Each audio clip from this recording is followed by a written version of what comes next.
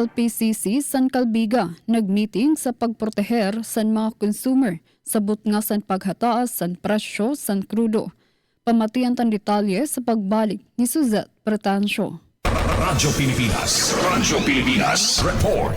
Nag-meeting ang Local Price Coordinating Council o LPCC sa LGU Calbiga agud ato bangon ang mga isyu nga nakakaapekto sa komunidad tungod sa padayon nga pagsaka sa presyo sa krudo sa bug-os nga kalibutan.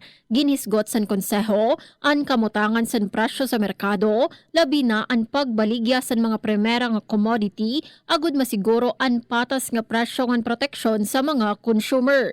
Gintukib liwat ang mas hugot nga implementasyon sa price regulation nga ang ipapatuman nga penalidad kontra sa mga negosyo nga magtatalapas sa probisyon sa tiarabot nga ordinansa. Upod liwat sa agenda ang pagbalhin ngadto sa metric system kundiin magbubuhat sa lain nga meeting upod ang mga negosyante agud masabtan nga masunod inisan maupay. Gin-examine naman sa LPCC ang pagpadayon ngan kahugot sa Joint Inspection Team para mapakusog ang monitoring and enforcement sa mga establishmento. Samtang waray pa bag-o nga ordinansa, ginaghat ang sektor sa transportasyon nga sundon anay andaan nga pamasahe nga nakabutang sa naglabay nga ordinansa antes sa global crisis.